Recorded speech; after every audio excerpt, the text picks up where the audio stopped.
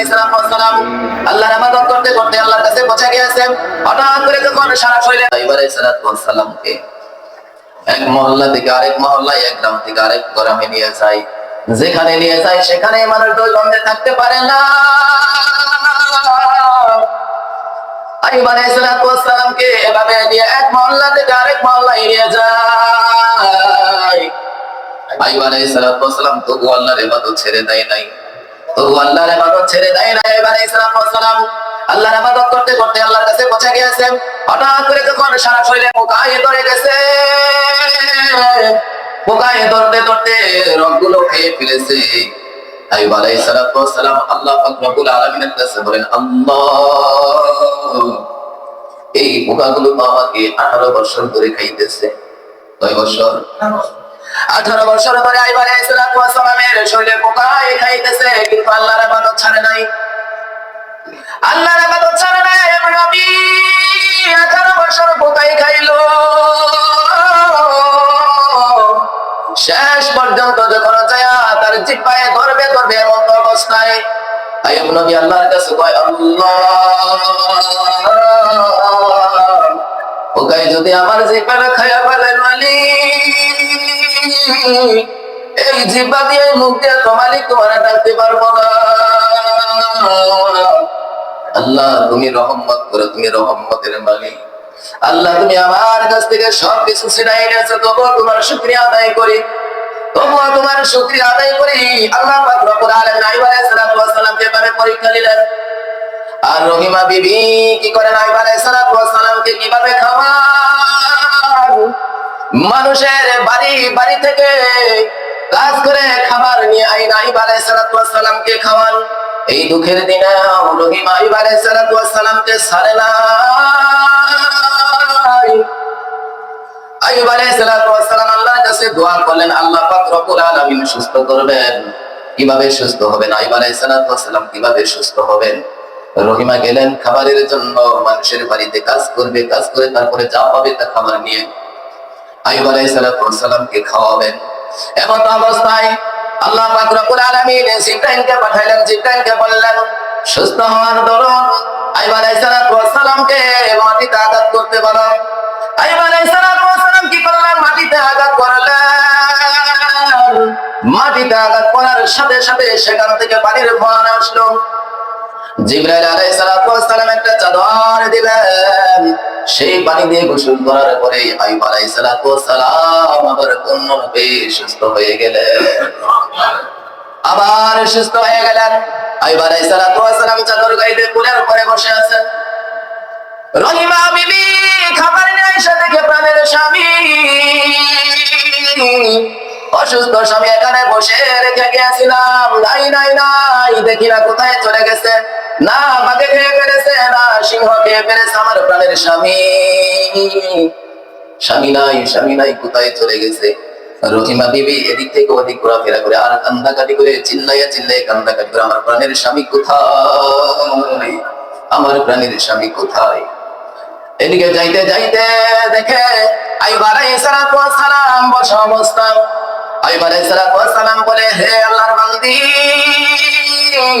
তুমি কেন কান্নাকাটি করো? মনে হয় তুমি কাউকে খুঁজতেছো।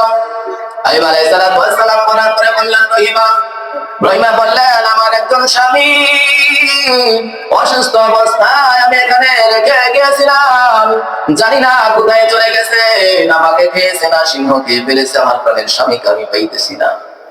আইয়ুব আলাইহিস সালাম বললেন, দেখো তো তোমার স্বামীটা দেখতে কেমন ছিল, আমার মতো ছিল কিনা? হ্যাঁ, সুস্থ অবস্থায় আপনার মতোই ছিল, কিন্তু অসুস্থ অবস্থায় অন্যরকম। সুস্থ অবস্থায় আপনার মতোই দেখতে হুবহু এরকম, কিন্তু এখন অসুস্থ অবস্থায় অন্যরকম। কিন্তু আমার প্রাণের স্বামী কোথায়? আমি তাকে খুঁজতেছি। আইয়ুব আলাইহিস সালাম বললেন, রহিমা, আমি সেই তোমার প্রাণের স্বামী, আমি সেই আইয়ুব আলাইহিস সালাম, তোমার প্রাণের স্বামী। আল্লাহ পাক রব্বুল আলামিন এবার আইয়ুব আলাইহিস সালামকে পরীক্ষা দিয়েছেন।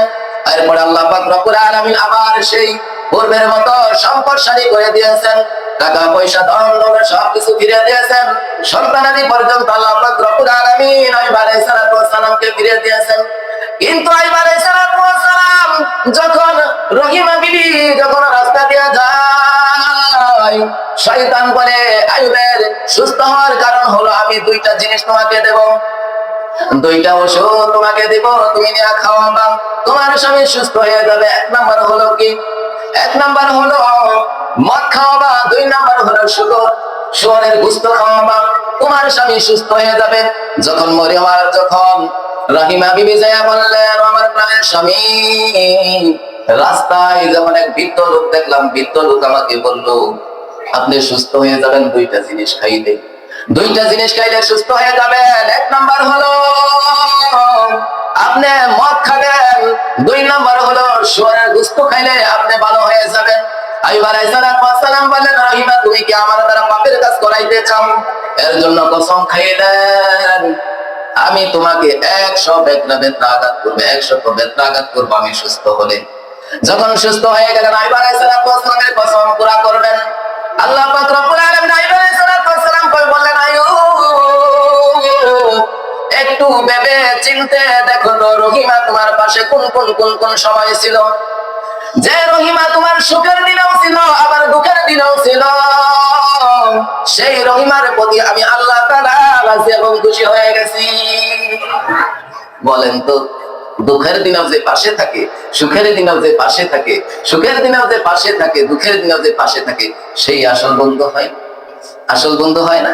আমরা কি কখনো তাকে বলতে পারি আমার দুঃখের দিনে সুখের দিনের বন্ধু আমাদের একজন থাকবে কিনা? বলেন তো তিনি কে? আল্লাহ আর রাসূল। আল্লাহ আর রাসূল আমাদের দুঃখের দিনের বন্ধু, সুখের দিনের বন্ধু থাকবে দুইজন। এজন্য আল্লাহ পাক রব্বুল আলামিন এই সবরের মাস, ধৈর্যের মাস, পরীক্ষার মাস, আল্লাহ পাক রব্বুল আলামিন আমাদেরকে পরীক্ষা নেবেন। আল্লাহ পাক রব্বুল আলামিন পরীক্ষা নেবেন, এজন্য এই মাসটা আমাদের জন্য বেশি বেশি ইবাদতের দরকার আছে কিনা? আছে না? কিন্তু শয়তান আমাদেরকে প্ররোচনা দেয়, নামাজ ভালো লাগে না, কারণ আল্লাহ রাসূল সাল্লাল্লাহু আলাইহি ওয়াসাল্লাম বলেন, বান্দা যখন গুনাহ করেন, একটা গুনাহ করার কারণে তার অন্তরের মধ্যে কি হয়? একটা কালো দাগ পড়ে যায়।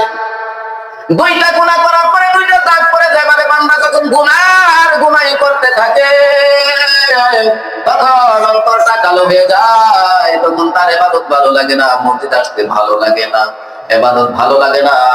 এজন্য এই মরিচিকা, এই কালো দাগটা যখন আপনি মুছাইতে চান, আমার মাওলার জিকির করেন আর বেশি বেশি ইবাদত করেন। ইবাদত করতে করতে করতে আস্তে আস্তে আপনার কলিজার দাগ মুছে যাবে। এজন্য সবরের মাস, ধৈর্যের মাস, আমরা সবকিছু ছেড়ে দিয়ে আসেন। 11 মাস আমরা ইবাদত করতে পারি নাই, শয়তানের ধোঁকায় পড়ে। আর এই মাসে আমার আল্লাহ পাক রব্বুল আলামিন শয়তানকে জিঞ্জির দিয়ে বেঁধে রেখে দিয়েছেন, বান্দা যাতে বেশি বেশি ইবাদত করতে পারে, বেশি বেশি ইবাদত করতে পারে, আল্লাহর কাছে পৌঁছতে পারে, ভালো হয়। এজন্য আসেন আমরা সবাই বেশি বেশি ইবাদত করি। আজকে থেকে এক ওয়াক্ত নামাজ আর জীবনে ছেড়ে দেব না, তারাবির নামাজ যেগুলি আছে ছেড়ে দেব না, নফল নামাজ ছেড়ে দেব, নফল নামাজ ছেড়ে দেব। এই মাসে একটা নফল ইবাদত করলে অন্য মাসে 70টা ফরজের সমান। তাহলে নফল ইবাদত আমরা করি? আমরা করি না। আল্লাহ রাসূল সাল্লাল্লাহু আলাইহি ওয়াসাল্লাম খুতবার পরে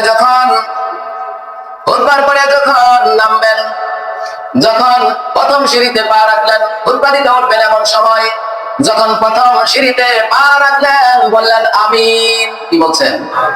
আমিন। দ্বিতীয় সিঁড়িতে পাও রাখলেন বললেন আমিন। তৃতীয় সিঁড়িতে পাও রাখলেন বললেন আমিন।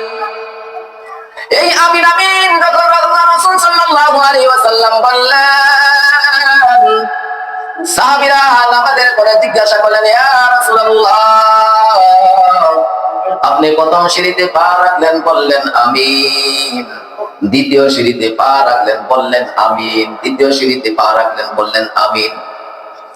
আমিন বলার কারণ কি জানতে চাই। আল্লাহ রাসূল সাল্লাল্লাহু আলাইহি ওয়াসাল্লাম বলেন, আমি প্রথম সিঁড়িতে যখন পা রাখি তখন জিবরাইল আমিন। আয়েশা বললেন, আমি জিবরাইলের লানত ওই ব্যক্তির উপর যে রমজান মাস পাইলো, জীবনের গুনাহ মাফ করাইতে পারলো না, আল্লাহর রহমত থেকে বঞ্চিত হলো,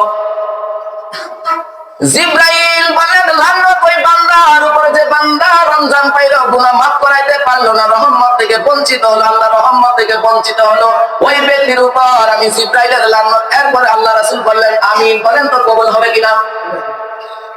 হবে। আল্লাহ রাসূল বললেন আমিন। আল্লাহ রাসূল বললেন আমিন। আনাস রাদিয়াল্লাহু তাআলা জীবনীতে যায় দেখেন, আবু হুরায়রার জীবনীতে যায় দেখেন, অমুসলিম রাসূলের কাছে বলছে, রাসূল আপনি তো দোয়া করেন মায়ের জন্য, মাকে আল্লাহ তাআলা যেন হেদায়েত করেন, মাকে যেন আল্লাহ তাআলা হেদায়েত করেন। আল্লাহ রাসূল দোয়া করলেন। আর যখন দৌড় দিলেন আবু হুরায়রা, বাড়িতে যাওয়ার আগে যায় দেখে মা কত সুন্দর পরিপাটি, সুন্দর ভাষায় বললেন আবু হুরায়রা আইসো, বাবা এদিকে আসো। আর অন্যদিন যদি যাইতো দমক দিয়া বলতো কোথায় গিয়েছিলাম, এনাও সেখানে যা। আমার রাসূল বললেন আমিন। দ্বিতীয় সিঁড়িতে যখন পা রাখলেন বললেন আমি জিবরাইল ওই বান্দার প্রতি লানত, যে পিতামাতার অবাধ্য সন্তান, যে পিতামাতার অবাধ্য সন্তান। আল্লাহ রাসূল বললেন আমিন। আল্লাহ রাসূল বললেন আমিন। পিতামাতার অবাধ্য সন্তান কি জান্নাতে যাবে? জান্নাতে যাবে, যাবে জান্নাতে যাবে। পিতামাতার সন্তান অবাধ্য সন্তান জান্নাতে যেতে পারবে না। যখন তৃতীয় সিঁড়িতে পা রাখলেন বললেন আল্লাহ রাসূল আমিন। জিবরাইল আলাইহিস সালাম বলেন ওই বান্দার উপর লানত, যে বান্দা পরস্পর আত্মীয়তা ছিন্নন করে, আত্মীয়তা ছিন্নন করে, আত্মীয়তা ছিন্নন করে। বলেন তো আত্মীয়তা ছিন্নন কি খুশির দ্বারা হয় না রাগের দ্বারা হয়? রাগ কি অতিরিক্ত মানুষের কাজ না শয়তানের কাজ? শয়তানে চায় ফাটল ধরাইতে, আর মুমিন বান্দা চায়, আল্লাহর বান্দারা চায় ফাটলটা কি জোড়া লাগাইতে। এমন পিতামাতা আছে দেখবেন যে 19 থেকে 20 হইলেই ছেলে যদি একটু গরিব থাকে তাইলে মেয়েরা পাওয়ারফুল দেয়া কয় 19 থেকে 20 কইলে আমার জানাবি, 19 থেকে 20 কইলে আমার জানাবি। ওই বাড়িতে রাখবো না, আমার কি সম্পদ কম আছে, তোর একটা মতো একটা মেয়েকে আমি পালতে পারবো না, আমার বাড়িতে থাকবে। বাড়িতে আইনে কি হবে? স্বামী ছাড়া চলবে? কয়দিন থাকবেন? চলবে? এরকম গর্ব করে বলে না, বলে কিনা সম্পদশালীরা বলে না? অনেক বাবাও এরকম আছে, মেয়ে আসার পরে মেয়ের ওদের বউ যদি দেখা গেছে ছেলের বউ 19 থেকে 20 করলে রাগে রাগান্বিত হয়ে কয় এ বউ রাহুল যাইতো না, এই বউ রাহুল যাইতো না, এটা ধরাইতে হবে। আর তাই কি হয়েছে, এক মেয়ে যাবো, এক বউ যাবো গা, বিয়ে আর একটা করো, এরকম কয় না? আত্মীয়তা ছিন্নন করে না, রাগের বশত আত্মীয়তা ছিন্নন করে।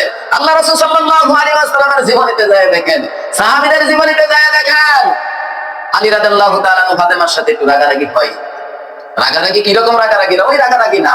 ফাতেমা রাদিয়াল্লাহু তাআলা আনহা রাসূলুল্লাহ সাল্লাল্লাহু আলাইহি ওয়াসাল্লাম ফজরে নামাজ পড়া করে দেয়, ফাতেমার করে তো আল্লাহর রহমত নাজিল হয় না। আলী নববীর বারিন্দায় ঘুমাইছে, জিজ্ঞাসা করলেন আলী কি হয়েছে তোমাদের মাঝে? বলেন না তেমন কিছু হয় নাই, আমি আসার নামাজ পড়ছি, পড়ার পরে আপনার সাথে আলোচনার পরে বাড়িতে গেছি, দরজায় ডাক দিছি, একটু রাত হয়ে গেছে, দরজায় ডাক দিছি, ফাতেমা তো উঠে নাই, এই জন্য আমি এসে বারিন্দায় শুয়ে দিচ্ছি। সংক্ষিপ্ত করে কই, পরে ফাতেমা রাদিয়াল্লাহু তাআলা আনহা ঘুমাই গেছে। কি ব্যাপার, স্বামী আমার ঘরে নাই? ঘুমোতে আশ্চর্য হয়ে গেছে, কি ব্যাপার, আশ্চর্য হয়ে গেছে, বাড়িতে নাই। পরে আল্লাহ রাসূল সাল্লাল্লাহু আলাইহি ওয়াসাল্লাম ফজর নামাজের পরে ফাতেমার কাছে যাই বলছে, ফাতেমা কি ব্যাপার, আগে বারান্দায় শুয়ে রয়েছে, তোমাদের মাঝে কিছু হয়েছে নাকি? কয় না আমি সারাদিন তো জবের আডা ফেসাইছি, আমার একটু ক্লান্ত লাগছে, আমি নামাজ পড়ে ঘুমাইয়ে পড়ছি, আমার ডাক দিছে কিনা তত আমার খেয়াল, আমি ঘুমাইয়ে পড়ছি। বলেন তো ঘুমাইয়ে গেলে পরে যদি হজক না হয়, এটা কি কারো করার কিছু আছে? ঘুমন্ত মানে কি মৃত্যু, ঘুমন্ত মানে কি মৃত্যু। ঘুমের মধ্যে মানুষ হয় না, জানে মানে কিনা মইরা যায়। ঘুম মানে কি মৃত্যু। আল্লাহ রাসূলরা কখনো ঘুমায় না, আল্লাহ নবীরা কখনো ঘুমায় না। ফাতেমা রাদিয়াল্লাহু তাআলা আনহা বললেন যে আব্বা এছাড়া তো আর কিছু নাই, তার সাথে তো কথাও হয় নাই আমার সাথে, কোনো রাগারাগি আমাদের মাঝে এগুলো কিচ্ছু না। কিন্তু আলী ডাকছেন, ঘুমাতে হজাক পাই নাই, আলী ভাবছে যে ঘুমাই গেছে, আমি যাই বারিন্দা শুয়ে। এই একটুর কারণে আল্লাহ রহমত ফাতেমার ঘরে আলীর ঘরে পড়ে না, আসে না। আল্লাহ রাসূল সাল্লাল্লাহু আলাইহি ওয়াসাল্লাম ফাতেমারে শিখাইলেন, ফাতেমা তুমি যাও একটু সাজগোজ করো, সুন্দরভাবে একটু সাজগোজ করো, সাজগোজ কইরা তুমি আলীর সামনে দিয়ে একটু যাবা না, সুবহানাল্লাহ দিন না, আলীর সামনে দিয়া যাবা, আবার একটা মুস্কি হাসি, বলেন তো, একটা মুসকি হাসি দিলে এরপরে রাগ থাকে? আমরা পুরুষ কি কই, রাগ থাকে? হ্যাঁ, রাগ থাকবো? এরপরে যদি ইশারা মারে, যাওয়ার পরে যদি কয় আমার ভুল হয়েছে, মাফ করে দিন, আপনি কি বাস লবেন না মাফ করবেন? বাস লবেন না মাফ করবেন? আল্লাহ রাসূল বলেন, কোন নারীকে মুষ্টি মেরে থাপ্পড় মারবা, আমি ফাতেমার গালে থাপ্পড় মারলাম। কোন নারীকে যদি মুষ্টি মেরে থাপ্পড় মারো গালে, আমি ফাতেমার গালে থাপ্পড় মারলাম, আমার মেয়ে ফাতেমার গালে থাপ্পড় মারলাম।